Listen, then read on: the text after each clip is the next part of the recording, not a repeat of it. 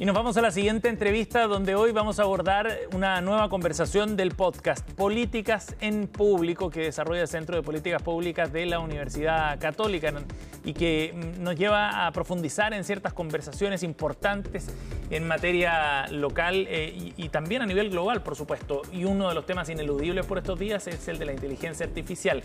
Sobre ese tema trata precisamente el último de estos episodios. Martín Cáceres, director de Nodo IA de la Universidad Católica, está con nosotros. Fue protagonista precisamente de esta última conversación. ¿Cómo estás, Martín? Muy bien, ¿y tú, Sebastián? Gracias por acompañarnos, bienvenido. Bueno, junto a Ignacio Silva estuvieron en esta conversación con la conducción de Valentina Rosas en este podcast, que por cierto está disponible en nuestro sitio web en cnnchile.com, para abordar este tema, Martín, del que todos hoy día hablan con más o menos conocimiento. Parece ineludible este asunto. ¿Cómo se enfocó la conversación en este caso? Bueno, fue una conversación bien interesante abordando varias capas del fenómeno, desde la conversación geopolítica de cuál es el lugar estratégico de Chile en este escenario, a las consideraciones éticas. Hablamos harto de la encíclica del Papa, cómo una voz se esgrime, ¿cierto?, para denunciar ciertas alarmas que tenemos que atender, y cuál es el rango de decisiones que podemos tomar como país para enfocar la inteligencia artificial para que proteja al ser humano y no vaya en su desmedro. También abordamos el lugar de la universidad en esto, que es bien importante. Muy importante, por cierto. Vamos a ir profundizando en algunos de esos puntos, pero ¿cuál dirías tú que es el desafío que enfrenta Chile, quizás el más importante, porque deben ser varios, para abordar el desarrollo de esta tecnología? Bueno, en Chile el panorama es bien particular. Tenemos altísimas tasas de adopción de la tecnología porque tenemos conectividad, ¿cierto?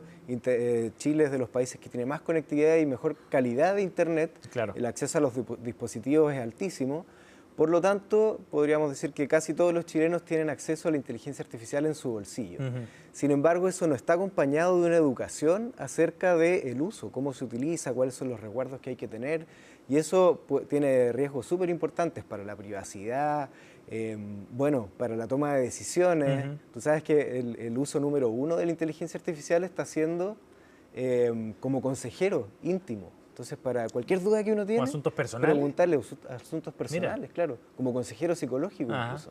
Y bien impresionante que se le dé ese uso, ¿no? Que revela muchas cosas, creo, ¿no? Desde aspectos como sociales y de la soledad de muchas personas hasta otros más éticos también. Exactamente, entonces puede exacerbar el aislamiento, la toma de decisiones sin información de calidad, y eso puede erosionar la toma de decisiones humanas. Claro. Ahora, desde el punto de vista de cómo abordar la tecnología, hay roles distintos, ¿no? Hay algunos que son desde la perspectiva del espectador, digo como país, no de las personas necesariamente, pero como un espectador ante el desarrollo que está surgiendo en otras partes del mundo, o como un protagonista también en términos de desarrollos locales o de la adopción. ¿Cómo ves todo ese equilibrio? Claro, bueno, la toma de decisiones con respecto a la inteligencia artificial se está dando en pocos lugares del mundo. Hoy en día son dos grandes potencias, Estados Unidos y China, ¿cierto?, principalmente. China está avanzando en modelos de gran escala por la masa que tienen, que pueden implementar cosas en todo su país, millones de usuarios, ¿cierto?, rápidamente. Y Estados Unidos con este modelo de incentivo a estas compañías privadas con no mucha regulación. Entonces uno se pregunta, claro, ¿cuál es el lugar de Chile en esta competencia, ¿cierto?, entre potencias? Y bueno, Chile tiene un lugar estratégico en el mapa, ¿no? Tenemos toda la ventana, ¿cierto?, hacia el Pacífico. Tenemos minerales que son críticos en la cadena de producción de la inteligencia artificial. También. Y ahí tenemos una capacidad súper importante. Y bueno, con la generación de conocimiento que tenemos en las universidades, eso nos pone en un lugar privilegiado. Claro. A diferencia de otros países donde el pensamiento se está llevando más que nada en la compañía privada, en Chile tenemos universidades que están haciendo cosas súper interesantes.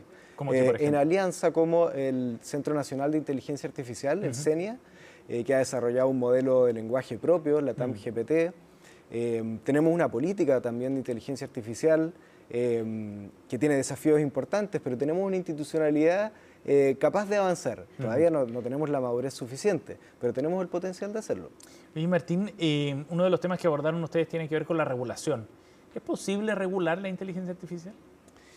Es difícil y yo creo que más que posible o imposible, es necesario. Ajá. Yo creo que podríamos hacer el símil con la vialidad, con lo que pasa con las carreteras, con los autos. A ver, cuéntanos. Seguramente al principio había mucha gente que se oponía, de hecho, si uno ve los registros históricos es así. ¿Cómo van a haber vehículos, cierto, que andan a tal velocidad si es que las calles no están preparadas? Y hubo que hacer todo un reglamento para decir, bueno, las calles tienen que tener cierto estándar, los autos tienen que tener, bueno, cinturón de seguridad, airbag, hay ciertas reglas que nos ponemos para que funcione, porque si no sería Claro. una locura, ¿cierto? Imagínate los choques que habrían si es que no hubiesen ciertas reglas de comportamiento en este espacio donde todos transitan.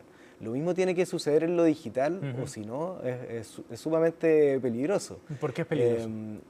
Es peligroso por varias razones. Una es el poder que se concentra en manos de unas pocas compañías que, como decíamos antes, se mete hasta en las decisiones íntimas que tienen las personas. Entonces, ¿qué pasa si está pauteado nuestro pensamiento por una caja negra y no nos damos cuenta? Eso puede moldear al final cómo llevamos las relaciones entre las personas, las decisiones del consumo, Decisiones incluso políticas. decisiones políticas. Eso lo iba a relacionar, las decisiones que tienen que ver con la democracia. Porque el medio principal por el cual las personas se están informando, ¿cierto? Ya no son los medios tradicionales, sino que son las plataformas de Internet.